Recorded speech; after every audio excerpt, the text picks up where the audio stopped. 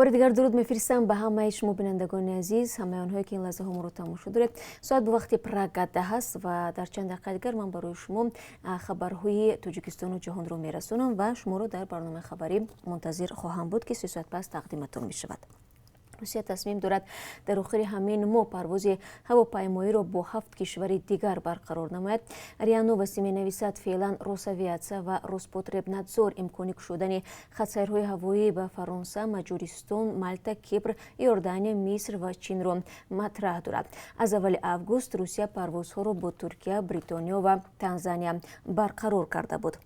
آخر ماه ایول مقامات تاجیکستان نیز به روسیه درخواست درباره از سرگیری پروازهای دومی مکتوب فرستاده شده بود و از جانب تاجیکستان گفته بودند که 100% برای برقرار کردن پروازهای دومی آماده هستند. روسیه باشد تا به حال به این درخواست پاسخ مشخص نداده است. خبرگزاری های روسیه در این اواخر با تکیه به منبع خود از احتمال شروع پروازهای دومی به کشورهای همسود از جمله به تاجیکستان از 1 سپتامبر می نویسند. رسما در این باره خبر داده نشده است، اما تا این دم همه روزه از شهرهای گوناگون روسیه به تاجیکستان از 3 تا 4 پرواز چارتری انجام می شود. رویخط دقیق این پروازها تا 31 август تعیین و در سامانه وزارت کارهای خارجه تاجیکستان نشر گردیده است.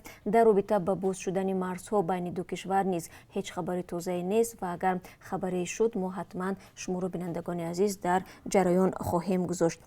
در همین حال ازبکستان به جانب روسیه درباره برقرار کردن رفت و آمد قطارهای مسافرکشانی درخواست فرستاده است. در این باره مسئولان راه آهن روسیه خبر دادند. مقامات روس میگویند مسئله طریق قطار انتقال دادن مسافران به ازبکستان در حال بررسی است. در روزهای نزدیک در این رابطه تصمیم گرفته و اعلان خواهد شد و باید گفت که شرکت هوایی ازبک هوایولاری در ماه ایول و август سال جاری برای به وطن برگردانیدن شهروندان ازبکستان از روسیه پروازهای چارتری را انجام داد. توسط این پروازها تقریبا 5000 نفر از مهاجران ازبک توانستند به وطن برگردند. بعد آغاز سال نو تحصیل در تاجیکستان یکی پای هم خبرهای زناشویی گروهی خوانندگان در شهر دوشنبه نشر می شود. روز 21 август ویدیوی جنجال طالب‌العلمان صنف 11 مکتب‌های 28 و 72 پایتخت به شبکه‌های اجتماعی راه یافت. در این نوار دیده می شود که زن در میان کوچه و در روی ماشینگارد صورت می گیرد. تا به حال سبب این مناقشه و جزئیات دیگر دسترس نیست. طبق خبرهای رسیده باز همین گونه زناشویی در آخر هفته گذشته در محله گپرزیم و در محله گلستان میان خوانندگان صورت گرفته است. جایز به تاکید است که در مکتب‌های تاجیکستان سال نو خوانیش از 17 август آغاز شد. پیش از این خوانندگان بنابر پاندمی کووید 19 به تعطیل قبل از مهلت فرستاده شده چند ماه در خانه بودند.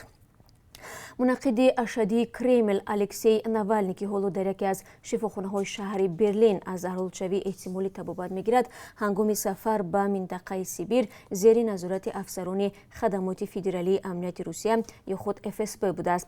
رسانه مسکوفسکی کامسомолец با اشاره به منبع‌های قابل اعتماد در نهادهای امنیتی روسیه می‌نویسد حرکت ناوالنی زیر نظارت FSB بود. سخنگوی ناوالنی کیرا یارمیش دیروز در شبکه توییتر نوشت نظارت ناوالنی برای آنها تعجب آور نیست، ولی تفصیلات این مراقبت آنها را به حیرت آورده است. روز 20 август یارمیش گفته بود که ظاهراً ناوالنی هنگام نوشیدن چای در فرودگاه تومسک زهرآلود شد.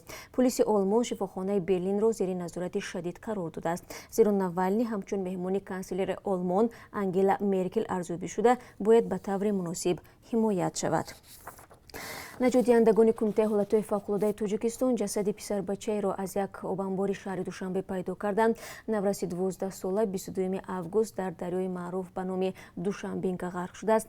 بعد یک روز جستجوها جسد او در قلمرو کانال کلانی حصار پیدا و به پیوندانش سپرده شد. طبق فرضیه پیشکی سبب فوجیه آبازی در جای ممنوع می باشد. سامانه اخبارکام از پیروزی اپوزیسیونر توجیک در یکی از دادگاه‌های روسیه خبر می‌دهد. منبع می‌نویسد دادگاه شهر ساراتوف طلب پلیس ولایت ساراتوف در مورد بیکار کردن شهروندی قدم اسماتوف یکی از کاربران فعال فیسبوک را رد کرد. سرایست کارهای داخلی ولایت ساراتوف دعوا داشت که قدم اسماتوف سال 2005 هنگام گرفتن شهروندی روسیه سوراخ‌ای را پیشنهاد کرد است که در آنجا زندگی نمی‌کرد. تفتیش اسناد مربوط به شهروندی قدم اسماتوف را FSB انجام داده است вале азбаски ФСБ ҳаққи ба додгоҳ даъво бурдан дар масъалаи шаҳрвандиро надорад, инро ба мақомоти корҳои дохила, ниҳоде ки масъули додани шаҳрвандии Русия аст, вогузор кардааст. Қадам Исматов хабар ёфт ки ӯ аз 24 ноябри соли 2016 аз ҷониби мақомоти Тоҷикистон таҳти кофткови байналмилалӣ қарор дода шудааст. Мақомоти Тоҷикистон ӯро ба он муттаҳам карданд ки бо созмони дар Тоҷикистон мамнӯи гурӯҳи 24 ва бо раҳбарони оппозитсия аз ҷумла бо Додоҷон Атовуллоев, Умарали Қувватов ва Шарофиддин Гадоев ҳамкории зич дорад.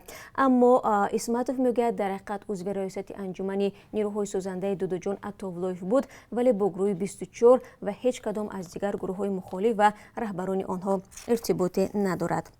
و دیروز در پایتخت پرتغالیا شهر لیسابون دسته فوتبال باواریا میونخن با حساب 1-0 دسته پری سن ژرمن را شکست داده به گرفتن جام قهرمانی اروپا دست یافت.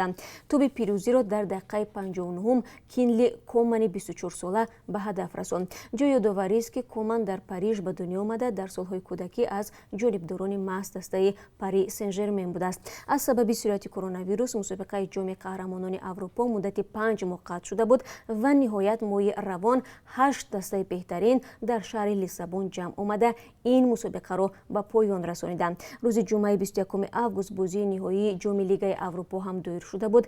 در شهر دوسلدورف آلمان دسته های اینتر میلان ایتالیا با تیم اسپانیایی سیویلیا دایر شد که در آنجا با حساب 3-2 سیویلیا دستبالا گردیده بود.